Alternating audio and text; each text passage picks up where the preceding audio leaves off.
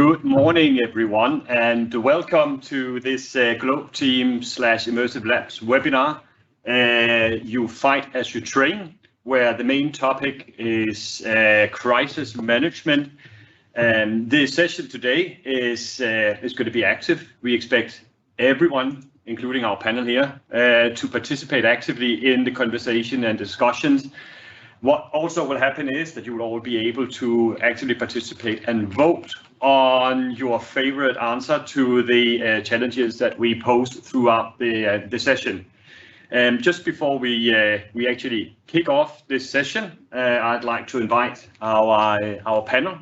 Right here on my right side, we have Tormod, who's previously held positions such as the head of crime scene unit and head of intelligence and analysis with the Danish intelligence PET, or PET as we know it here in Denmark. And next to Tormod, we have Søren Bang-Grenfeldt, who is the head of cyber and information security at the National Healthcare, also known as Sundhedsstyrelsen. Welcome. And next to Søren, we have René Jacobsen, who's previously held a role as global head of security at one of the large pharmaceutical companies here in Denmark, Novozymes. Right, so as I've said, what we're going to do today is we're going to take you all through a very exciting session. I'll hold and hold my breath for a while, and then I'll pass on the introduction to Immersive Labs, who's going to be part of this, to Amalie Lønning, who is here representing Immersive Labs, and then she'll pass on to Charlotte Ball, who will take us through the actual scenario and explain what this is all about. So over to you, Amalie. All right. Well, thank you for the introduction, Boje. My name is Amalie Lønning, manager at Immersive Labs for Denmark.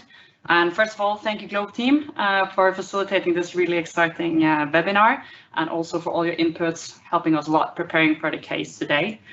And before we'll kick off going into the scenario, I just briefly want to explain a little bit about Immersive Labs, who we are and what we do. So Immersive Labs is a unique on-demand cybersecurity platform that helps organizations reduce risk and enhance human capabilities within the world of cyber. The main way we actually do this is through an hands-on labs that is built on gamification that helps cybersecurity teams actually enhance the cyber capability based on the current threat landscape, but also helps the organization collectively evidence where there should be focus, strengths, and where the potential is to build a strong cyber resilience within the organization. And today, we will take you through the world of the crisis simulator. And for that occasion, I have brought Charlotte Ball with us from the UK. Charlotte, she is our content and research specialist, who is responsible for all the external and internal development of the content of our crisis simulator. And a fun fact about Charlotte is that she's actually also the author of today's exercise.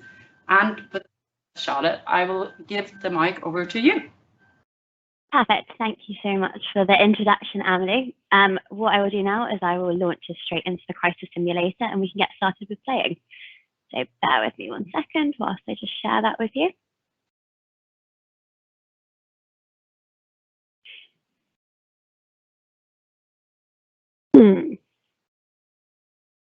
Apologies for that. I don't know why not sharing. Could we just check that I'm a presenter? I'm very sorry about this. Yeah, I think we'll check that for you, Charlotte. And while you do that, actually there was a couple of things that I'd just like to test the panel on while we get the technology working here, right? So I'm trying not to be too hard on you guys here, right? But Thank you.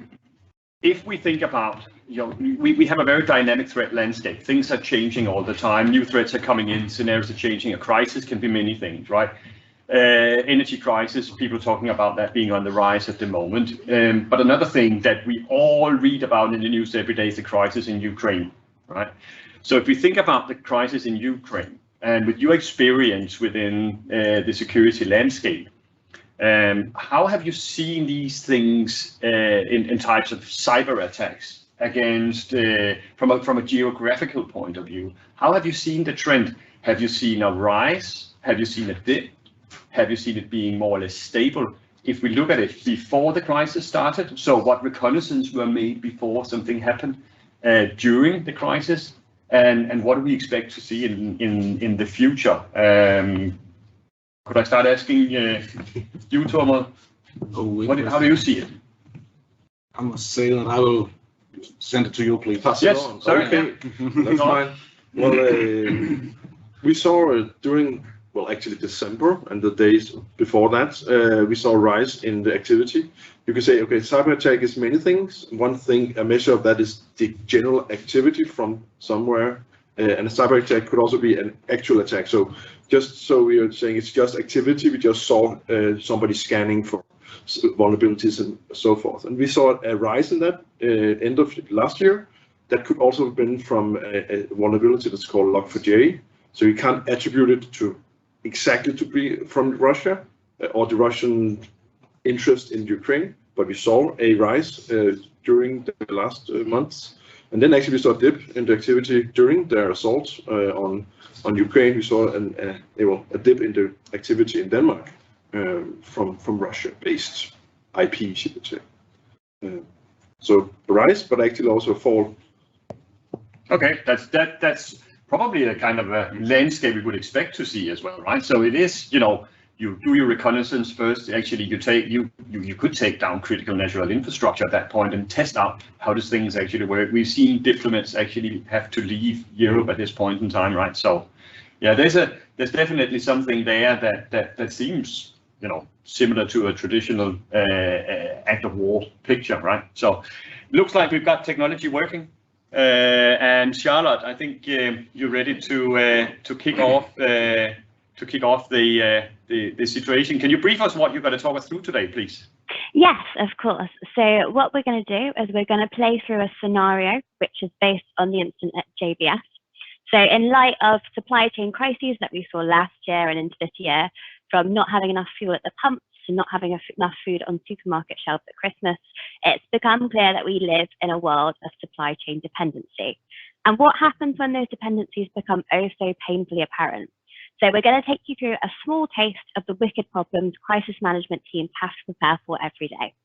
So when we're playing through this scenario, you'll be playing as a crucial member of a regional crisis management team. So whether you're a CISO, HR lead, public relations manager, or an information technician keeping your eyes peeled for anomalies, you all have a huge part to play in the survival of your organization. And in this case, so the scenario that we're playing through, the critical national supply chain you unfortunately find yourself in. So what are we protecting in this scenario? So for this scenario, we're going to put you in the shoes of Prime Cuts Canada, which is a leading meat processing and distribution company boasting an impressive 25% market share of the Canadian meat market. Every day, major supermarkets, distributors, and big name retailers are reliant on your operations to literally keep food on the table for their customers. And whenever Prime Cuts fail to deliver, it's everyday people that suffer. So you don't have to be an executive at a national food supply chain company to understand how disruptions to food supply affect everyone. So let's hope all those instant response plans you've carefully prepared before this exercise don't come in too handy. Prepare yourself and we'll begin now. So once I click play, what you'll see is we've got at the top here a code, so play.immersivelabs.online.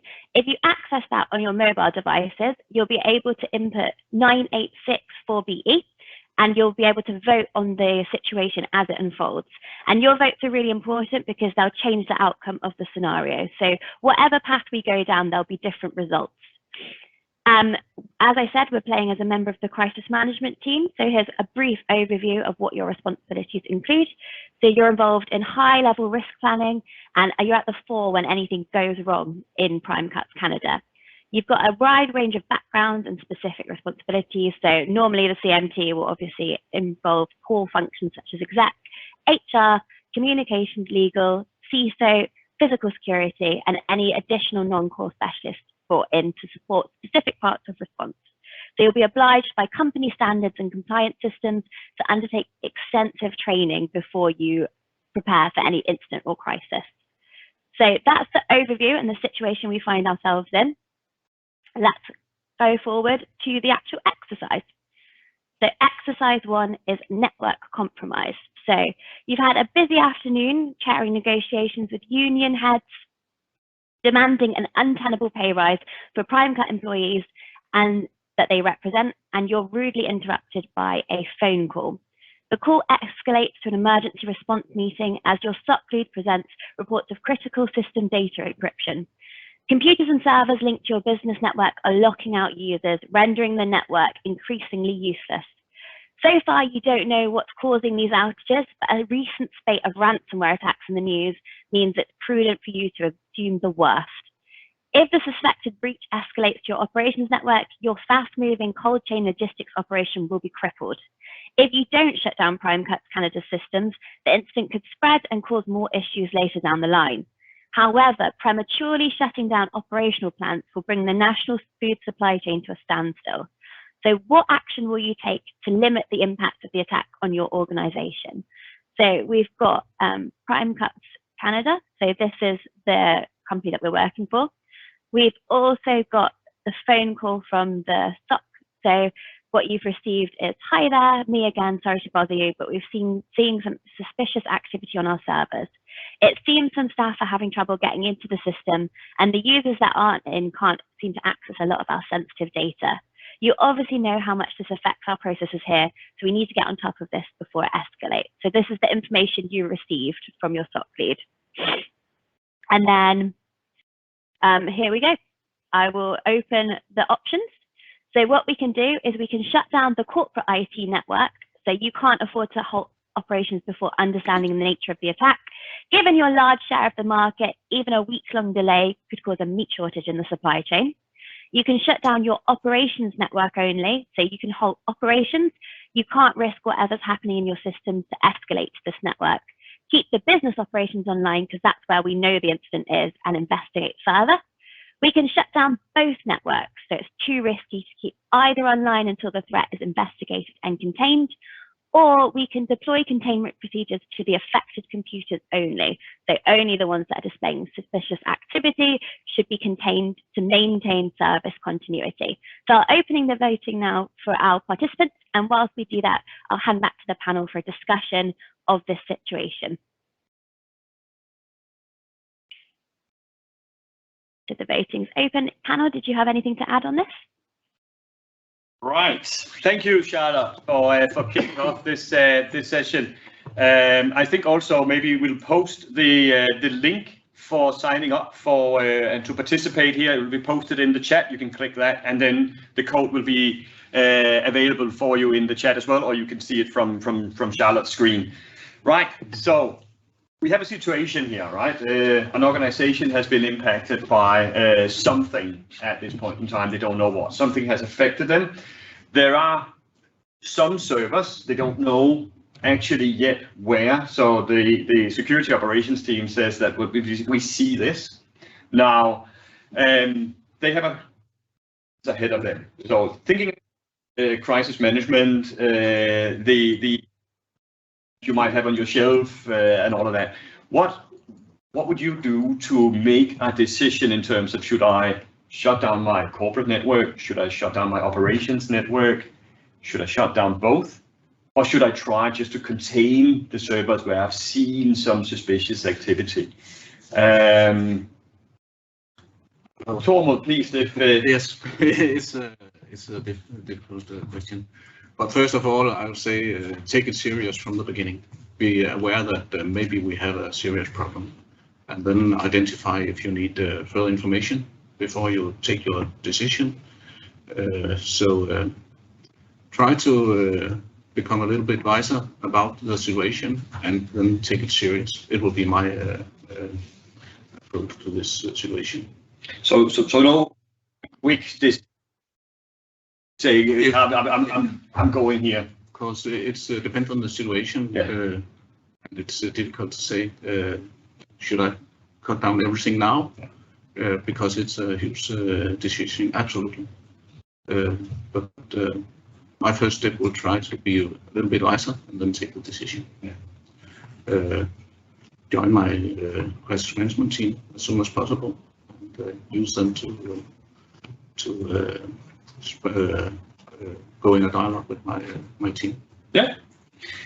So if we think about, right, this is a so that where would all this food actually run?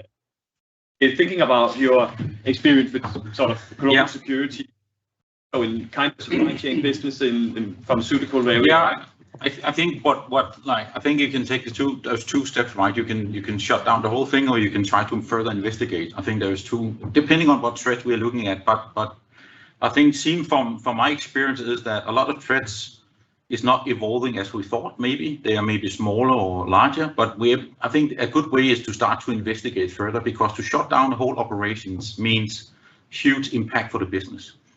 And if you do that too often without threats being there or being seriously, you probably come in a situation where you get so much negative feedback that you maybe are afraid to do it when you have the real serious one, right? So I think it's a matter of a learning curve to learn about the threats, because they are there constantly, right? So we're just talking about the severity of the threat coming in. So in my view here, I will try to investigate and maybe a partly shut down. That could be maybe to isolate production network, to make sure that we are contains whatever in the corporates, or try to isolate maybe the problem. But I wouldn't go to a fully shut down at this stage. Thank you. Thanks for that. The agreement here, but about your domain. Yeah. So right. If you look at it from a healthcare perspective, if we were in a situation where the healthcare data, so that would be my personal data stored inside the networks that you might have some kind of responsibility for.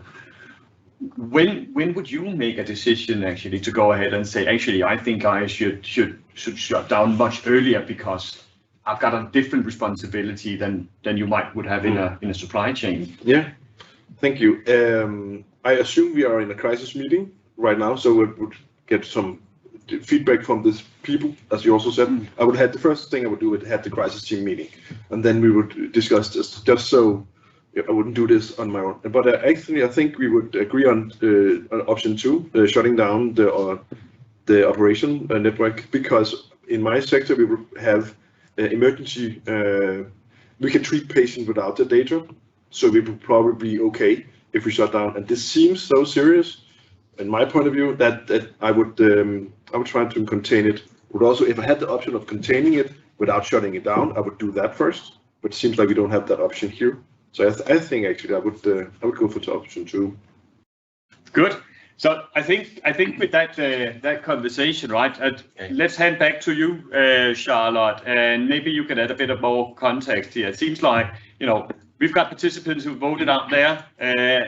All those participating, please sign in and give the vote. It's anonymous anyway, right? But it's interesting to see how we agree, and actually might also see that the options that we pick look a bit different from what we discussed here. That's interesting, right? So, Charlotte. Yeah. Okay, I'll reveal the responses of the participants now. Yeah, it is all fully anonymous, so don't worry about that. You can vote without anyone calling you out on it, unless you want to put anything in the chat to defend your stance, but otherwise you'll be completely anonymous. And we have quite an even split here across all 4 of them, which is very interesting. So the most popular are options 3 and 4, which have exactly the same. So that is shutting down both networks. So just fully stopping everything and containing until you've managed to investigate and, making sure that the damage doesn't spread further. And also deploying containment procedures to affected computers only. So only IT infrastructure that's displaying the suspicious activity should be kind of contained, and then maintaining service continuity. So as we have a tie, I can throw it back to you at the panel and you can break it if you'd like. 3 or 4, what do you want to go with? But the 4 would be the one that I will take number 4. Yeah. 4, okay. Yeah, the panel, yeah. Perfect. We'll use the panel as a tiebreaker, and we've gone for option 4. So in this situation, we at Immersive Labs have judge this to be a weak answer. So we build these scenarios based on a lot of research, and obviously it's very specific to the meat supplier. So in other industries, like we were talking about the healthcare industry, this might be a different answer. But at this stage, you're only aware of attack on your corporate IT system. By shutting off that section of the network, you can continue processing meat transactions. So in reality, according to a statement from a JBS spokesperson, the organization suspended both networks in North America and Australian computer systems after an assault on some of their servers. So in the actual instance that this scenario is based on, they suspended all networks, so they completely shut down operations. And we think that shutting off just the corporate part of the network that is affected would be the best answer. What you can see on the side here is we've actually got 3 graphs as well. So depending on what answers you pick, these are going to change differently. We've got operational capacity. So at the beginning of this incident, before we had any issues, we were nearly at 100% on our operational capacity. We're now dropping to 70 because we've decided to contain affected computers. So that's kind of limited our operational capacity to an extent.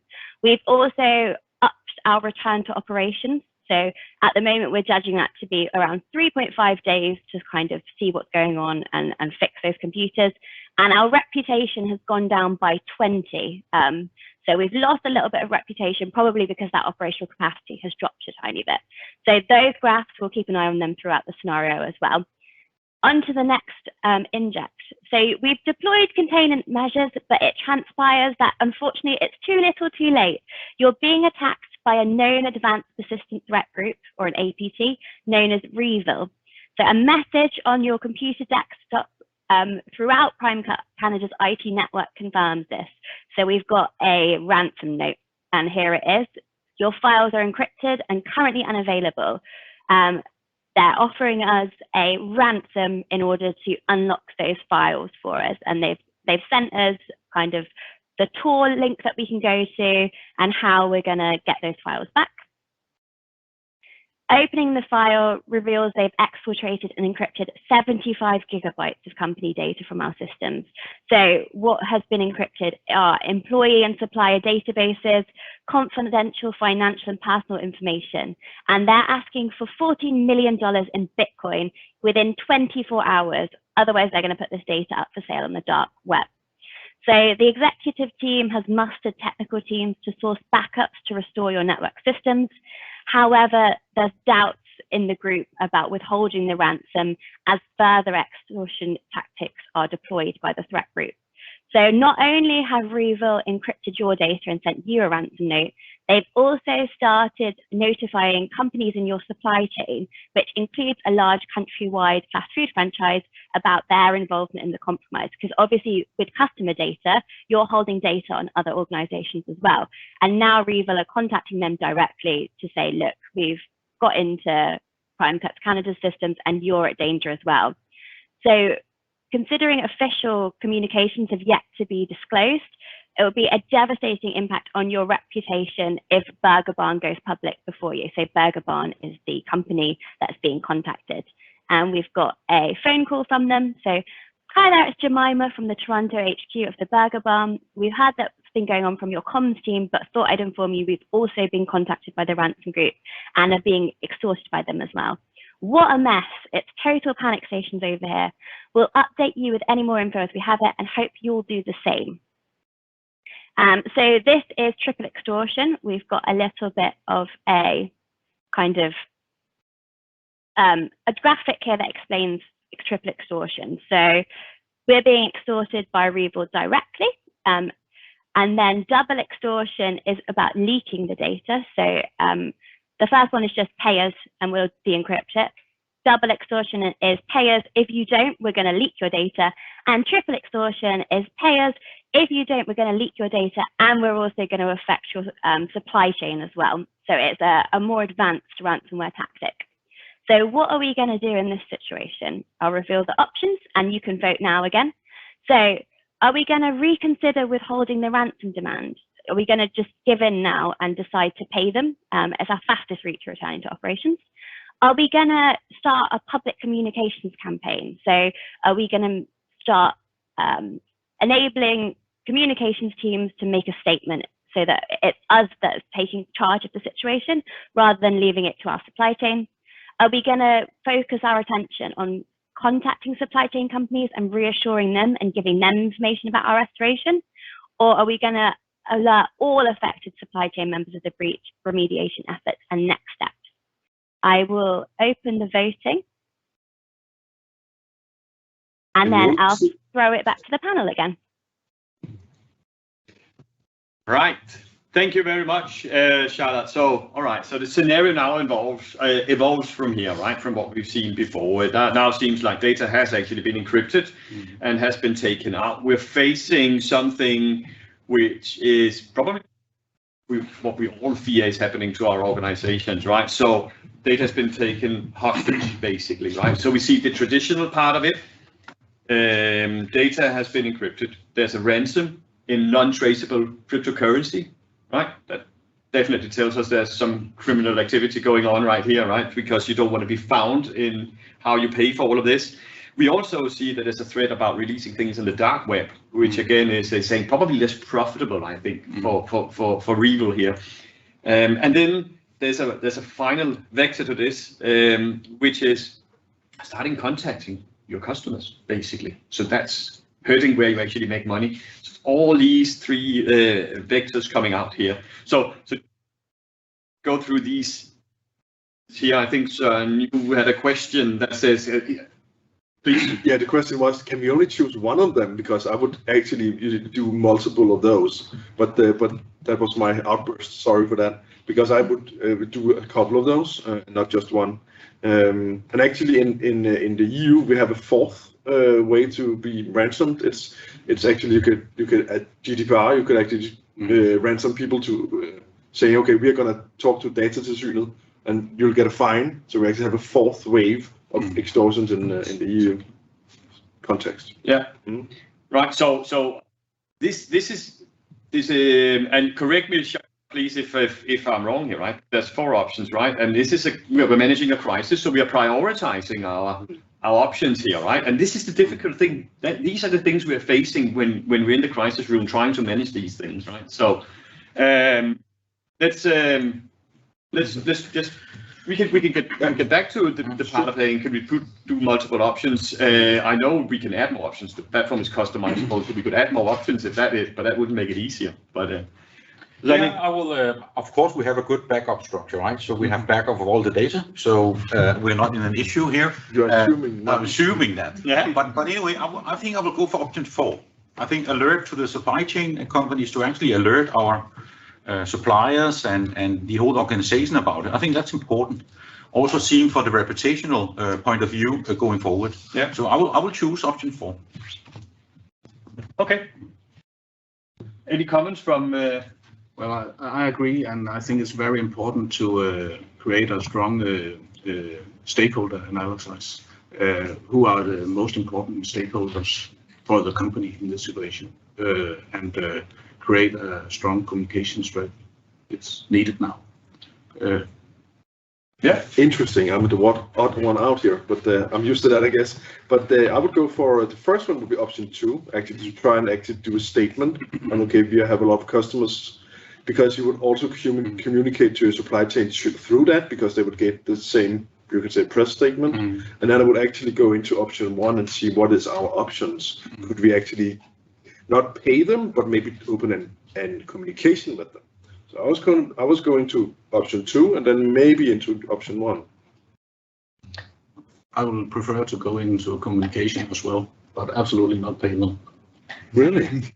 We'll talk about that later. Yeah, I think we'll be challenged by that as well. So what we're actually discussing here is that our technical installations have been affected, right? This is something that happens as we usually see it down in the basement in the machinery somewhere. We're just bringing up our devices and work on that and expect everything to be okay. That has halted, that actually impacts the business. So it's becoming more and more critical here, right? And we're saying, okay, what are we going to do, right? We talk about, are we going to negotiate, for instance, right? This is a hostage situation as we've known it for many, many years, right? Somebody's been taken hostage and you pay a ransom to get them released from wherever they've been taken by piracy or whatever that might be. Good. So let's go with an option. Who wants to? Where do we see? So you said you were the odd one out, but yeah, I think I am. But this is what it's all about. yeah, see, take the floor. Yeah, so that's Right. what the participants have gone for. Some of them have reconsidered withholding their ransom demand, so some of them are interested in paying it.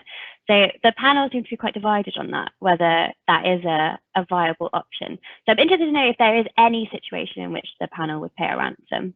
Well, like, what would it take for a ransom to become the most appealing option for you? Is that a question for us? Yes. Oh, well, let's say you have 10 people lying on the operating table, and you are killing them if you don't pay, and you are not killing them if you pay. What would you choose? Yeah, so life. So yeah, the risk of human life is the line where a ransom payment becomes tenable. Yeah. That would be my threshold, saying, okay, if we are actually killing a lot of people, then money is secondary. Mm-hmm. Yeah, so that's interesting. Obviously, in this context, the scenario that we're playing through, human life isn't at stake, but it is about food supply chains and people being able to access food, although meat is not the only food. So it's an interesting thing to consider about where the different thresholds lie with ransom payments in different industries. I guess, shall we go with the participants, option 4? Yeah, we better. Okay, that is a great answer, according to what we've researched. So like we said, we're facing triple extortion, which is a new tactic that we saw ransomware groups employing last year. So the ransomware group is piling on the pressure on victim organizations by targeting everyone else in their ecosystems rather than just encrypting data and threatening to leak it. And you have to be on top of communications with all of the members of that ecosystem in order to allow them to prepare effectively for the incident that they might be facing, because some of them might not even be aware of it yet if they haven't been contacted, but obviously there's a massive risk to their organizations as well. So it ties into that reputation we were talking about, and also our kind of obligations to the people in our ecosystem. Operational capacity has gone down again, unsurprisingly, given that we're now in a full ransomware crisis, and our return to operations has increased as we've got more complicated technical work to be doing.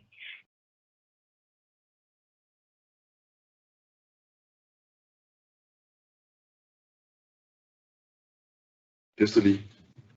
Yeah. So we should still be online here. I think we just lost Charlotte for a short moment there. So let's just revert to something you said, René. We have backups in place.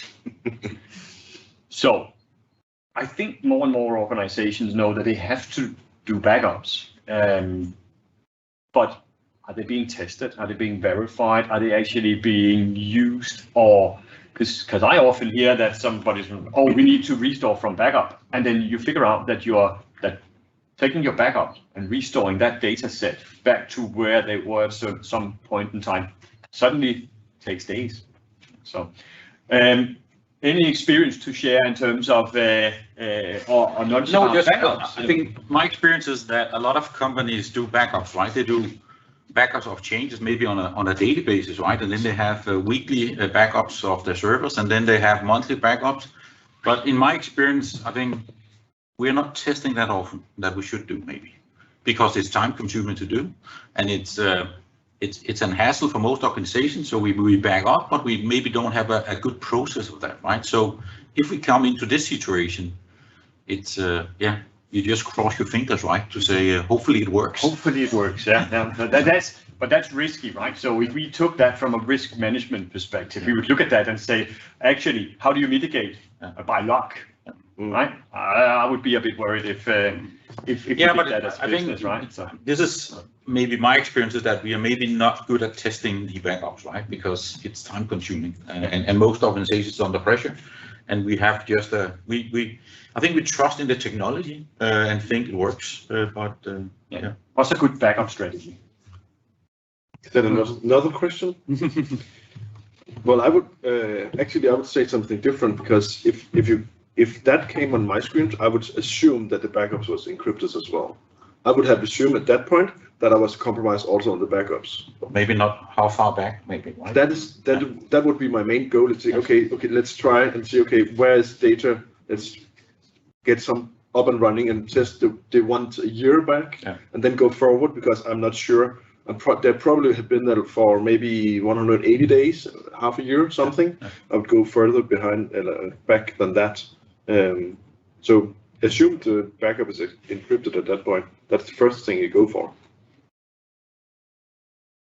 Well, my input will be almost equal, René, but it will be train your crisis systems now and then, and not only now and then, maybe half a year or something like that. It's very important to train your processes. Absolutely, right? So your plans, right? Yes. And it doesn't have to 8 binders on a shelf that you have to go through hundreds and hundreds of pages, right? And try and make it simple, action cards, something repeat. And include it in. Sometimes just try to back up small systems, right? Because if it works there, right, there is maybe a good possibility that the technology you have chosen to do so will also work on the larger systems, right? So but I think the problem here is also when you need to go back and take maybe a backup that is 1 year old, you have some data that's missing, right? Sure. And that's, I think that's the issue here. So in a way, I think test the small systems, right, on a regular basis. And then I know it's time consuming with the larger ones, but just test the small ones. So your confidence to the trusting restored data and the time to recover would increase. Is that correct? Yeah. Actually, one more thing. I would actually have more than one backup system, because even though you have 1 year back, if it's on the same system as the ones you use daily, it would be encrypted as well. So you have an air gapped or any other way to do a different system. It could be offsite or whatever. Offsite system. You have to have more than one backup system. Yeah. Good. Interesting. We've got Charlotte back online. Hello, Charlotte. Please continue where you briefly left us a few minutes. I would love to say that was to test the panel's crisis sort of mitigation skills. It worked. Yeah, good job, guys. That was a part of the scenario. Now we'll move on to Inject 3. So where we left off is we've had a ransom demand from a known APT, and now you've got the need to proactively alert our supply chain network, and we make that our priority, which is what we chose in the last Inject, and a joint comms venture between PR and the CMT is initialized. So we've looked into full network restoration from backups, and it's being counted in weeks, not days, unfortunately. As a critical part of the international agricultural and food supply ecosystem, the expectation for seamless business continuity planning will doubtless lead to serious public and regulatory scrutiny, both in Canada and overseas. Public escalation of the incident and new emergency government intervention has attracted some serious media attention for Prime Cuts Canada. So we've got national news outlets sourcing statements from partners and suppliers, referencing our previous stakeholder communications. So what we've sent out to our partners is now becoming kind of general information that the press is reporting on. As a result, we've got a surge in consumer panic buying, which is increasing pressure on the supply chain further. So the public is hearing about this potential meat supply shortage, and they've rushed to the supermarkets and they're engaging in panic buying. At this point, your organization has given no official confirmation of a ransomware attack, and media outlets are starting to hound us for clarification. So transparency about the seriousness of the incident may yield negative public perception and exacerbate the panic buying. So if we say we're in a ransomware situation, we might increase pressure in that way, but refusing to keep the public informed could seriously damage our reputation in the long term. So how are we going to manage the media's demand for information? And we've got here a couple of news articles that we've mocked up. So we've got from the BBC, Canadian meat suppliers supposedly hit by ransomware. So they're kind of skirting around the issue and sort of vaguely alluding to it. And then we've also got the Mail Online. So hackers start serious beef with Prime Cuts, a more Daily Mail type headline there. And what I'll do now is I will reveal the options. So we can go for a holding statement. So we're having technical difficulties. Please stand by while we fix these issues. Something that I maybe should have set up on my computer a couple of minutes ago. We can actively engage with information requests, so we can communicate the details of the incident and crisis management efforts involved in remediation. We can not engage with the media at all, so acknowledge that the issue will lead to an uptick in panic buying, and don't engage to avoid unnecessary demand on the supply chain. Or we can release a reassuring statement encouraging consumers to avoid panic buying. So focus on the measures we're taking to restore food supply, not the ransomware threat. So it's a communications question essentially, and we've got a few different nuances that we can use to address it. I'll open the voting and then I'll throw over to the panel to see what they believe. Good. Right. Now we get to a point that I really enjoy, right? This is media and all of that. Just before we get to that, I'm just going to revert to the previous scenario where we discussed about encryption, etc., right? Because there's a question from one of the participants now and it's how can we be sure that those taking our data ransom actually will provide a decrypt key, and how can we be sure that that data set is not just copied multiple times? Once it's stolen, right? And we can copy it as many times as we want. That's a hard one, right? So this is something that makes us think about should we pay a ransom or not, right? So it's also an easy question because you don't know, and you don't know that you will get it back. About 17% of those who pay get them data back. So let's say you pay, and then 17% chance that after you paid, you get your data, and they are 100% sure that you have your data and can use it again. But what you need to focus on is, do you need this data right now to save your company? Do you need this data right now to save lives? What is your actually, how important is it to have that data now? Your data is lost, it is gone, it is out there. So that is a sunk cost. So what are you willing to pay to get your firm back right now? That's the option in that ransom. You have to. So to probably evaluate properly on the question raised here is say actually focus on your here and now situation. You make a decision there. Yes. And we're talking about people here, right? So right, wrong is difficult, but it's making a decision. Yeah, and I think it's a matter. Let's say you need to use a backup that is maybe 6 months old or 1 year old, right? How much is the cost for that then to get it updated to the latest information? But I think it's important here to look at the 17%, right? Because even if you pay, right, you maybe not get the data back. So it's maybe better to put some effort in updating your data instead of just paying someone. Yeah. But again, it could be a life-death situation. Mm. But let's say it's just work, right? Then you should maybe choose to do that instead and get some help to update your data. So I think what we're hearing here from the panel is probably to say that in the actual situation, evaluate, probably even make part of your incident management plan, your crisis management plan, to actually know where's my pain point here. When do I have to make these critical decisions, and who are making them, right? Who am I talking to get a decision, right? Good, thank you. Something I'll just quickly add on that is that you obviously ransomware gangs are becoming more professional to an extent. They're offering kind of customer service portals.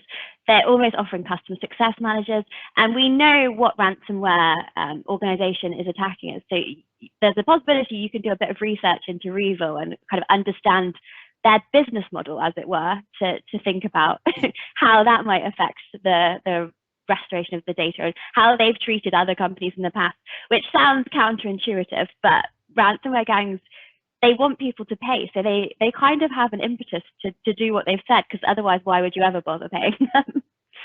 Exactly. So there's a line of business here, right? Somebody's making money on it and they will bring it back and then say, oh, by the way, here's some recommendations on how you can strengthen things in your systems, right? So yeah, but it is a hard one. Thanks very much, Charlotte. So media, right? Tom, are you ready for this one, right? So when we have to manage media, right? There's things about having people that are media trained, and what is the right way? Should we go to Twitter and comment on every single note that people are putting out there about situations with your business, or are we considerably trying to make a holding statement of some sort, or how do you see it? I see that we need a strong strategy on our communication, but from my point of view, we need to be very open about the situation, because we can't cover anything. I don't think so. So be open and inform what's needed to manage the media. Yeah. So very strong communication strategy is needed. So we're talking about a business who has a really large global footprint Yes. here, right? We're in trouble, all right? And if we keep quiet, that might even impact us, right? We want to make sure our reputation starts Yes. to recover. Could this be part of recovering your reputation actually by being open and honest about what's happening? Yeah, I believe so, and I think we should be open as possible and not jeopardizing the whole situation, right? But to be open-minded, we maybe also get some possible positive feedback from customers, right? And I think that's maybe the situation we see sometimes in recent years, is that we tend to not be too open-minded about these attacks, right? And that gives a sense that this is not happening, right? So to be more open-minded, we maybe get more vigilant regarding how to deal with these issues. So I think a clear strategy on that is positive, and it's also positive for the shareholders, right? The owners of the company, right? To be open-minded about what's going on, what's happening, what are we doing about it, but not to jeopardize the investigations or whatever, right? So we need to keep communication at a certain level, and I fully agree that we need a strategy, right? So how do we communicate? So if we look at this given scenario that we are facing here, communicating externally, we're talking about supply chain, we're talking about going out there, and in this case here, we're at the BBC News, right? We know journalists out there, they will hunt for the good story as well, right? We know we've got media here in Denmark as well that would go and pick and look for that and say, here's how we're going to expose someone. So the journalists trying to be ahead of us with a story before we as an organization. That's why we come need in. to give them some pieces of meat, right? So yeah, and we've got that on the shelf apparently because it's not going anywhere at the moment, right? So, but yeah. I would, as I said before the last scenario, I would have chosen to be even quicker with the press. So I would go with a very strong engagement activity, option 2 here, to engage with the public. But I would try to put aside people to do it, so we can work and so they can focus on the press and the story, and so we have work room in the other crisis management. So I actually probably do a press crisis management Communications team just for that. right. So part of the actual crisis management team is communication is important here. I think that's what we're hearing. I think everybody agrees here that you need to be focused, you need to be ready to address media and also journalists who basically just wants to get the story out there, right, for their own sake. So option 2 sounds like what we will go through, what we will go with from this end, Charlotte. Over to you. And it looks like it's what the participants have also decided is the best option as well. So we'll go with that one. And this is a great answer. So during an incident of this magnitude, which involves many external stakeholders, information will inevitably be leaked. Transparency is therefore the best course of action to take control of the narrative and prevent panic buying rather than reacting to news as it emerges. And something that I'll just add in is Norsk Hydro obviously suffered a really big crisis situation, cyber crisis, and they have been held up as kind of the gold standard of crisis communications in recent years. They engaged really actively with the press, they invited journalists in, they provided clear mitigation steps that they took to help other organizations that might be hit by a similar incident. So that has been a real positive impact on kind of crisis communications around a cyber incident. Operational capacity, we're still down, obviously. We're still fixing the issue. Our backup restoration is going to take a long time. Return to operations is going up, and our reputation has taken another hit because now it's out in the press. So we're not doing super well on the scores, but it's kind of inevitable. It's almost how can we get them to be the least bad rather than how can we make them positive at this point. So if we move forward to the next inject, supply and demand. So we're actively engaging with information requests. However, articles begin appearing with additional negative details about the situation provided by privileged insiders, which reveal more than you had intended. So even though you've been proactive and started controlling the narrative, you've now got people leaking information from within your organization. The incident has escalated to national news, and images of long queues at supermarkets and meat retailers whip up a public frenzy. Although the IT network restoration is going well, disruption to the distribution chain caused by the COVID-19 pandemic is preventing cold storage transport companies from operating at full capacity, let alone increased emergency capacity due to a lack of available personnel. You've got regulatory obligations to comply with as set out in ISO 22301, alongside global food safety initiative standards, which require prime cuts to restore critical functions within a predetermined time following an extended disruption. So now our focus is shifting to logistical operation of food supply chain restoration, which will need to be prioritized in a phased approach. So we've got our critical service recovery plan within our suite of business continuity policies, plans and procedures. But unfortunately, as we often find in a crisis, this plan is 2 years out of date and we've got few details on customer priority. So we're going to have to kind of innovate on it on the fly. So what is our top priority? So do we want to prioritize our largest customers in this situation? So this is our supermarkets, and that will increase wider distribution.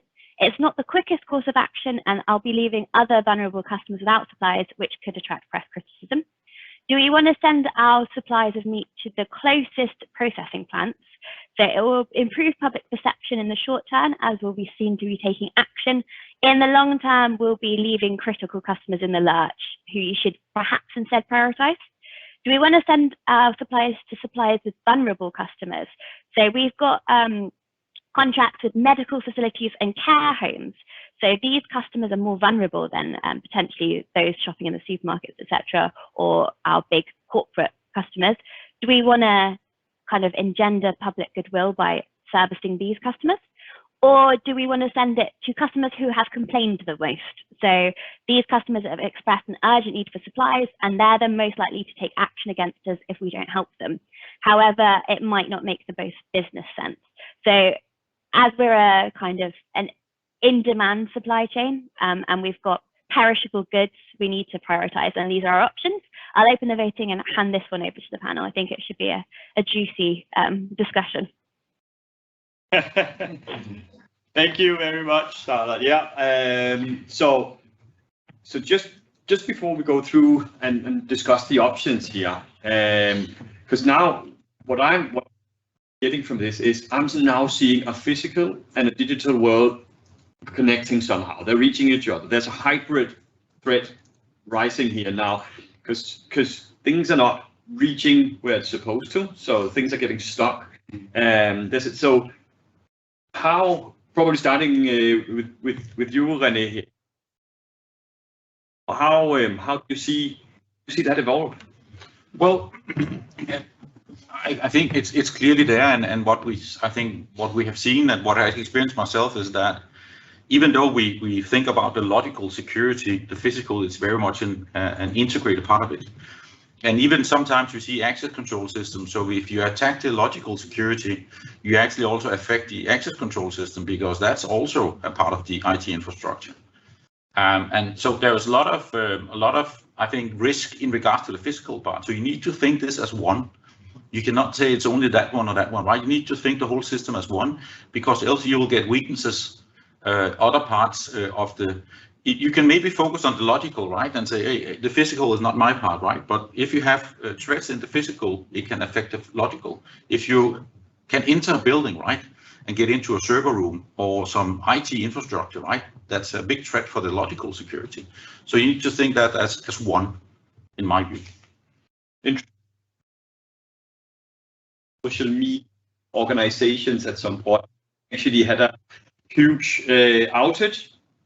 Those who needed to go and fix it in the server room, they couldn't actually get access to the room, needed to fix the problem, right? So, interesting. So, views on the hybrid threat? I totally agree with René. It's the way I see it as well. It's you can't divide IT and physical security. It's not possible. Right, but usually don't we see that physical security is managed by one team, digital and IT cyber security is managed somewhere else? Don't we see that in a risk management view?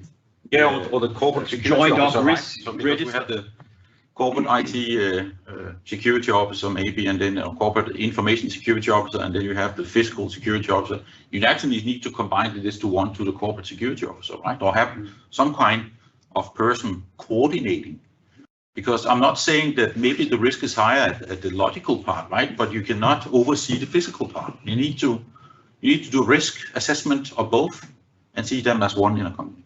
That's why it's surfacing having a chief risk officer. Yeah. So actually that does the total risk of the firm. That's also a financial and staff and so on, but you have the total risk assessment. So totally agree. So we sit here, we already have represented large, or are already now representing large organizations who can easily say, we can get somebody to manage risk, we can get somebody to do this. But in some organizations, you know, that role will be with one person and actually trying to manage multiple things at one point, and they need to focus, right? So that's the same thing we face here, options, right? So we've got 4 options here in terms of how this crisis scenario has evolved. So let's. I'm clearly biased for the option with the vulnerable. Yeah. But I would actually add that I would make it very, very public that I did this, and say, on purpose, right? On purpose, not doing this for making money. I'm doing this to save the people that are vulnerable. That would actually possibly make our reputation better. So I would take option 3, but be very public about it.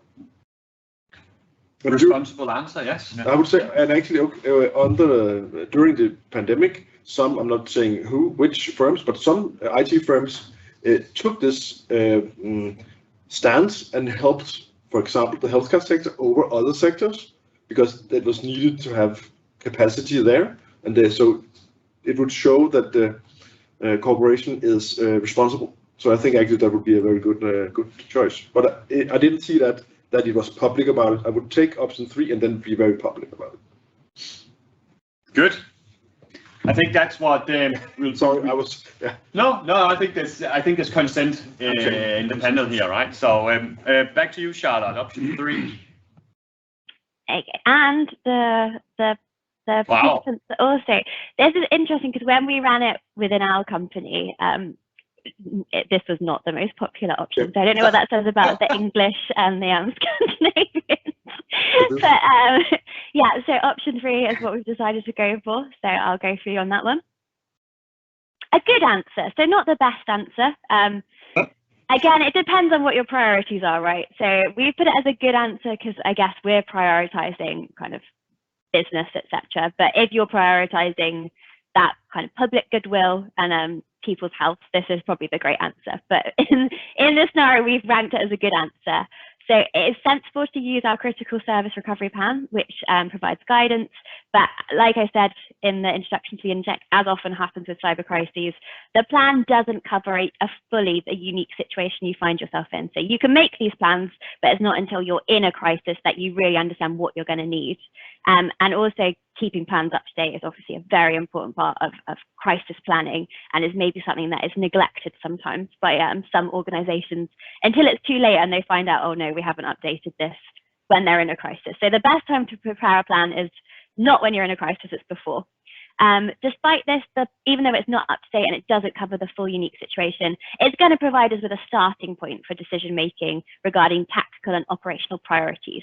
So we can use it in conjunction with situational awareness and experience to make the best decisions at the right time while mitigating non-compliance risk. So using this methodology, we may then settle on one of the other options, but our decision will be more considered.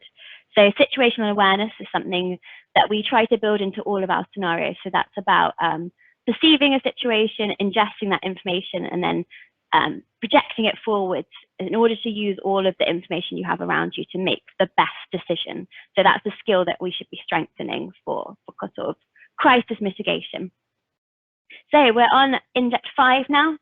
Union action. So we've sent the products to vulnerable group and as our larger customers who are left without supplies, because unfortunately, even though it was the nice thing to do, our large customers are more callous than us and are not happy with the decision. We mentioned at the beginning that before this crisis hit, we were in talks with the Union of Prime Cuts Canada about pay negotiations. And now the public statement. He represents 25,000 Prime Cuts Canada employees, so that's a massive portion of the workforce. So he's demanded that your staff receive their contractual pay even as plant shutdowns continue. So obviously with the ransomware incident ongoing, we're not able to do the processing, so staff aren't working, but he wants them to be paid regardless.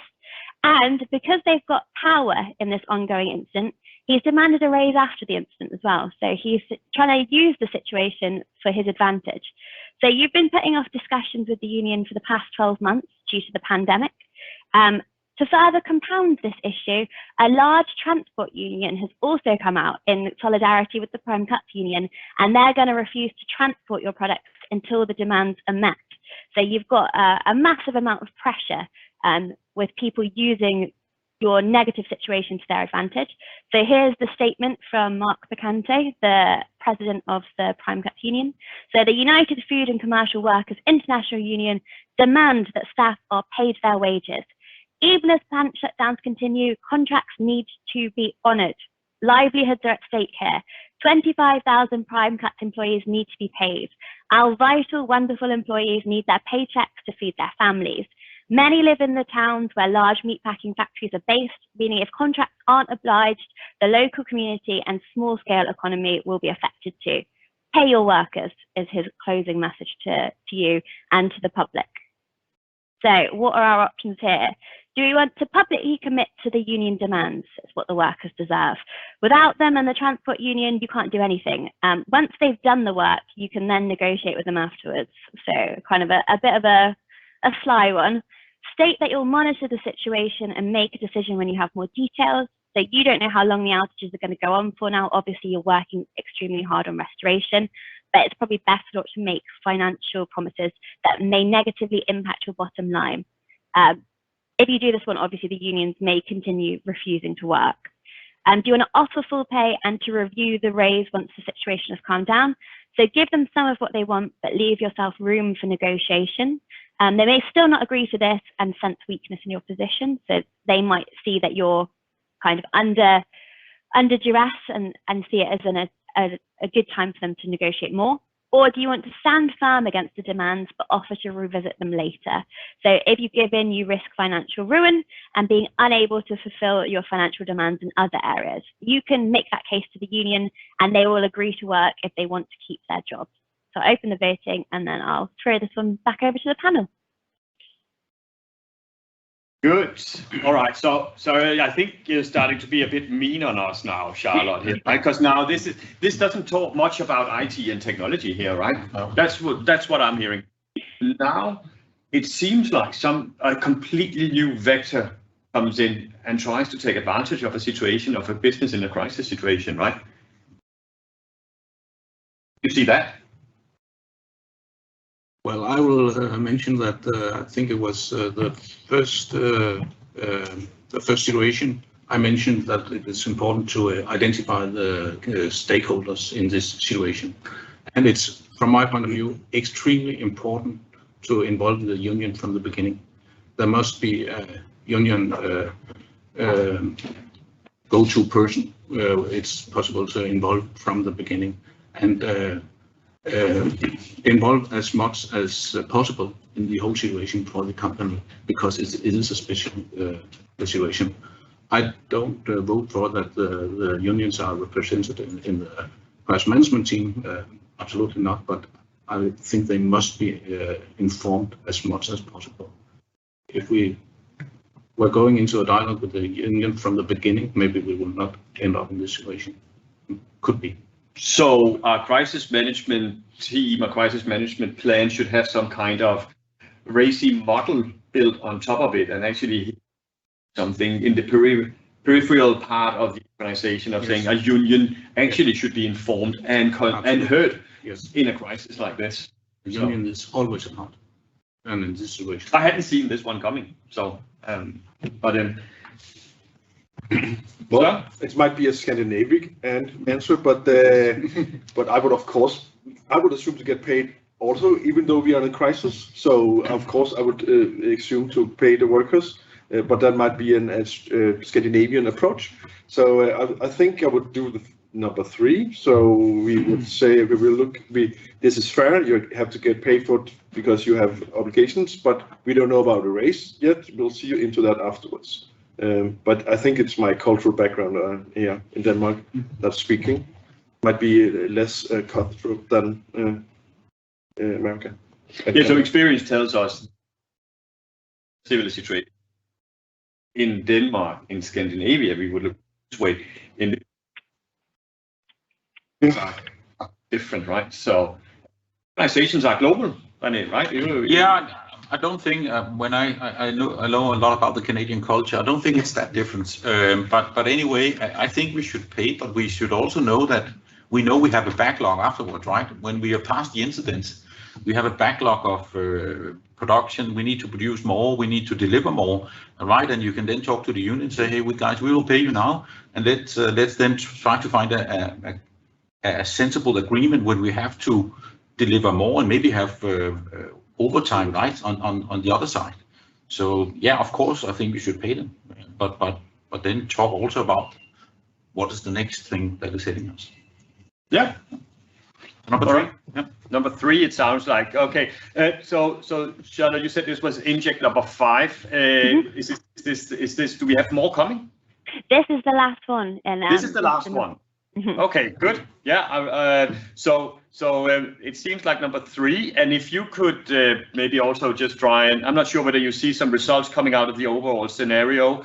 Maybe it's the story, has that branched out with the answers we've given as well? I'm curious about that. So, but let's disclose what the audience have said on this one. Again, very, very in step with you. So option 3. And then we'll see how we ranked this as a British company. Great answer. So, and this one we weren't quite as callous. So it's a wicked problem. So a wicked problem is a phrase that comes up in crisis management. So a wicked problem is a problem where all the answers are kind of bad, and you're trying to search for the least bad option. So the one that's going to cause the least impacts down the line. You don't really have a clear and obvious correct answer. And you don't really even have an answer that's going to have a fully positive impact. You've got a problem that's just really challenging, and you have to use that situational awareness that we talked about earlier to project into the future and think about which one's going to provide you with the least headache going forward. And we've said this is the right thing to do, particularly with regards to public opinion, to commit to paying the workers. So we see here how everything feeds into each other. It's all interconnected, which I think you were all talking about a bit earlier, that the public opinion feeds into how you treat people, etc. So when you're making a decision, you're not making it in isolation on just this tiny bit of the crisis. You have to think about it holistically. You're thinking about everything as you're making that decision. We might want to consider whether it's a realistic option given the organization's loss of funds. So negotiating privately and keeping the public narrative neutral would be an ideal situation, but we're going to go with the right thing to do here. So operational capacity has gone up a little bit because we've got workers back on side. Return to operations has gone down a tiny bit, and our reputation has risen there, which is a great thing to see. So we've managed to make a real impact on public opinion. Now we have finished the webinar, so we can go back to the exercise, and I can show you the results. So this was a taste, which is a pun intended that we've written in there, of a longer scenario that's in the platform that we have based on the JBS ransomware hack by the group Revil. The initial scenario was written, the JBS attack was just another in a string of recent ransomware attacks on IT systems impacting operations. So what happened in real life is JBS actually paid an $11 million ransom. So they made the decision to pay that ransom, which we discussed and were kind of negative about. And then the government of America released a briefing about what to do to protect yourself against threats of ransomware. In late September 2021, we saw more of this kind of activity. So 2 Midwestern farm cooperatives were hit by an attack claimed by Russian attackers Black Matter. So they said on their own website that they don't target critical infrastructure. One of the farm cooperatives in that instance argued that they were critical infrastructure, and the ransomware group said that they weren't. essential services. So when I was talking earlier about how you maybe can trust a ransomware group in some instances as they're a business, you can see here how maybe that's not entirely true all of the time. With attackers taking stances such as this, so denying companies the kind of categorization of essential services, and outdated security practices, insecure systems, and lack of emphasis on cybersecurity, the food and agricultural industry will continue to face security incidents going through this year. So we scored a score of 80%, and we had engagement of 70%. So that's pretty good throughout the scenario. And we can see where our graphs ended up. So this is the operational capacity graph. The best case scenario we could have got to at the end of the scenario is this line here. And the worst is this dotted line here. So we're towards the higher end, so we did pretty well on operational capacity. Return to operations, less good, so more near the bottom. So again, this is a payoff you might face for kind of prioritizing vulnerable customers over large ones, or by prioritizing paying people, etc. Return to operations is a tricky one to manage. And then reputation, we've done incredibly well. So we made decisions that were predominantly ones that would be seen as right in the public eye. So our reputation is at kind of the best case scenario that it could have been at the end of the scenario. So what the graphs kind of show us is how different priorities might affect different areas of crisis response. So it's important up front to prioritize what you think is the most important, because if we were playing this with the idea that reputation was the most important thing to us, we'd have really aced the scenario.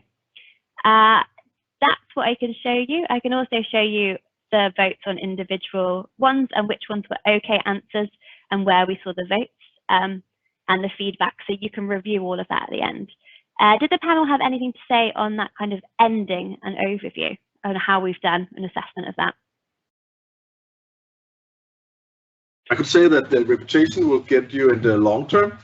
So that this was kind of an investment on having our firm in 2 or 5 years, and not the first one. So you have to have a board that is willing to do that, and not saying, okay, we need to manage our cash flows right now. This was choices towards the longer goals.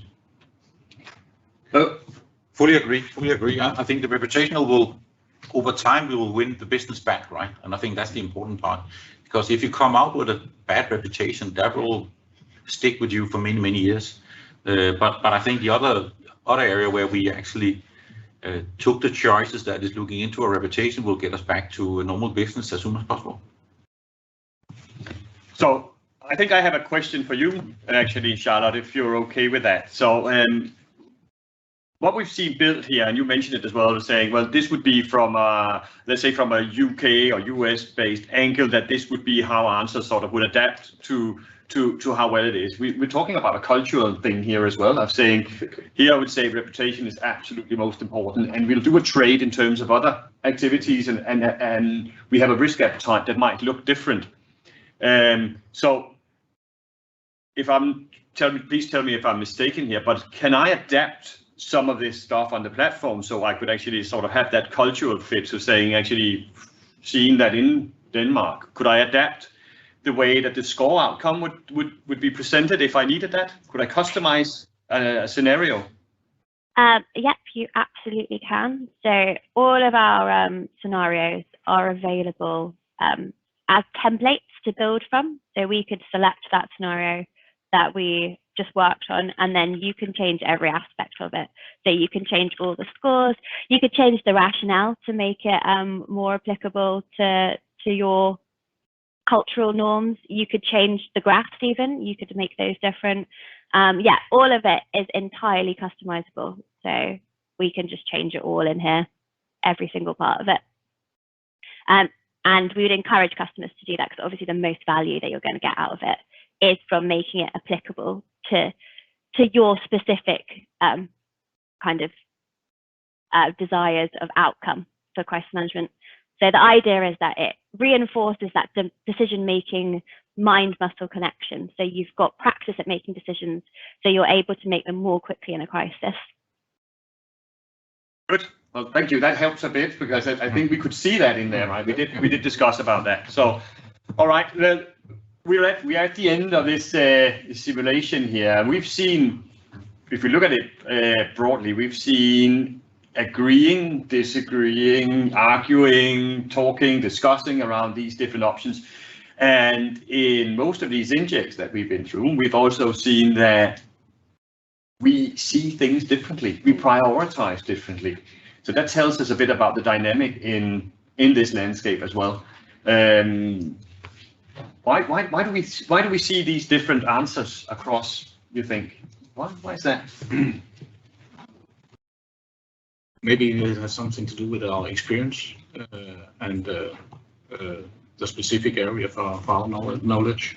So it's from my side, I think it highlights how important it is to set a strong crisis management team and train the team.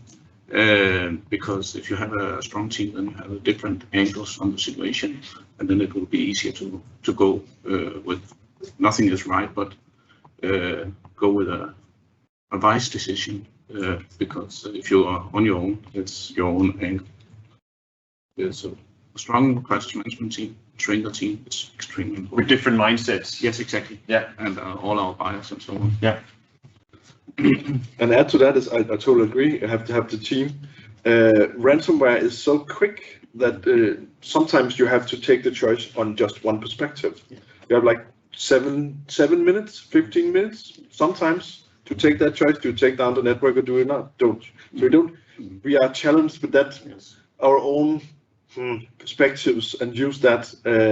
So we are actually challenged in the whole crisis management framework, you could say, of these very, very quick decisions has to be made up front to get your business back quickly in the end. So I agree, you have to train them, you have to find them, but you actually also might need somebody to actually be able to push that button, because that is there's some of the things that, or have a computer do it. Yeah. Actually have some kind of AI or some mechanism to do some of this shutdown if you can do that. Yeah. Yeah, and I think this narrows down also to that there is a chaos phase, right? And the chaos phase is that we need, I think the people sitting with the responsibility to have like the first responder, we need to train them, right? And we should train them on these dialogues regarding different questions. And suddenly as first responder, you actually know what to do if things happen. I think that was my situation, sitting many years in the same company. I, in the beginning, was a little bit in doubt what to do. But eventually I knew what was important. My production was important, laboratories was next most important, and then you have the offices and so forth. So you actually knew what to do, actually. So when you have the situation, you just push the button, and then you establish a crisis team, then you can communicate, then you have a lot of different dialogues regarding that. But I think training is important for the first responder to do the right thing at the right time in the chaos phase. To know what the right thing is. Yes, yeah. For the company, right? For that company, because it changes. Also, the country you can see. So yeah, totally agree. And you come from 3 different types of lines of businesses and 3 different domains as such, right? So your incident response plans would probably look different as well, because it needs to be adapted to what's critical to you as a business, right? So and there's no, you say there's no such one size fits all. There's kind of a framework you can follow, but you need to build on top of that to make sure that it adapts and fits with your organization, so you can make decisions quick.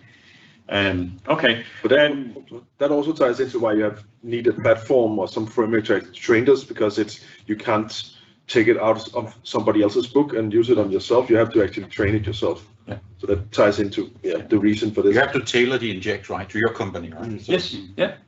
Exactly, and then you need to repeat that, right? So saying there's an easy way to run. Yeah, and I think at the beginning there's no right and wrong answers. The dialogue is important, right? Because then you get closer to each other and you know what's important for us. Yes, good. So just a reminder to all participants out there as well, feel free to raise questions in the chat, if any, and then we can bring them to the panel as well. I can't see them from here, so somebody would probably help me bring them over in case that would be. But if I look at this and what we've been discussing so far, I haven't heard a lot about technology, right? So normally when we think about cyber attacks, we talk about cyberspace, we talk about IT infrastructure, firewalls, zero trust architecture, all these things, which absolutely are important. But when we talk through a crisis management, we haven't talked so much about the actual technical defenses that we put up. We're actually talking more about organizational defenses. This is because it's after the fact. This is when the other stuff failed or didn't contain, or how else you say. So crisis management has very little to do with IT. It's the people, it's the press, it's all the things around, and not much to do with IT. So it's a different human factors, right? Mm-hmm. People. Yeah. We don't like to have them, but they are there. Even in an IT world, right? Good. So just as before we finally wrap up, I just wanna have a around the table just to say how is it felt to be part of the panel here, the conversations, the scenario as it panned out. How do you see this compared to maybe running a traditional in-room, the cost of actually getting everybody on board and actually going through a scenario like this? How has this been being in a role inside a crisis management team in the way that we've done it here? From my side, it's good, and I hope it has been valuable for all the participants and interesting to discuss the issues. And well, all of us bring in our background and our knowledge, and I hope it has been fruitful. So from my side, it's good. Yeah, a tool like this could help expand the testing, you could say, to smaller groups, because when you get all the directors and whatever are on your crisis management board once a year and try and do a tabletop exercise or the like, this could expand to more. So it could also be maybe the tech groups, and they also be the press, people doing their own tests. So actually this tool could help with broadening. I would still get the crisis management team in the room, do this with them. I would still have that, because dialogue is the most important. The questions aren't that, it's the talk to actually figure out what's important for that firm. So I would still get the people in the room, but I think you could broaden it to more areas, so you can actually test other groups further out in the organization. So that tool would be great for. Yeah, well, and I like being in the panel, so that's fine. But the tool would be, I would use that for broadening the scope of the testing, training maybe. I would just add as well that completing the exercise is the first part of the process as well, right? You're strengthening your decision making, etc. But if you don't implement the lessons you've learned from this and update those documents, or consider where you might have made poorer decisions, and use the information to improve your crisis response system, then you're missing out on another key aspect of what you should be doing in preparing. Of course. Yeah, and I think in my view, I think the important thing here is that when I look back, and also to be honest, to how did I tackle to be a part of an emergency response organization previously, is that we made too many binders, right? Too many descriptions. We never used it. I think to simplify the whole emergency response process, use action cards, make it simple. I tried to tend it when you were flying as a pilot, right? You don't have time to read the whole manual, right? You need to have some action cards. You need to have an easy way to deal with things. And then by training instead, you actually, instead of reading the same binder, you get the same mindset when you're dealing with crisis. So simplifies the whole emergency response documentation, right? Make action cards and then train instead. I think that will give you more benefits. You've never seen a paramedic going, okay, so what's wrong? No. So totally agree. Yeah. So not Wikipedia to find out what happened, but to do with when somebody is in great pain. Good. No, that's true, right? So it has to be simple. It has to be repeated. So it's on us. It's basically a normal reaction for us to enter a crisis, because that's what we are supposed to be ready for. I think here maybe also important when you're dealing with responsibilities for buildings or people, whatever, you have small crises in the day-to-day, right? And by using the same structure for the smaller crisis, you know the structure when you have the bigger ones hitting, right?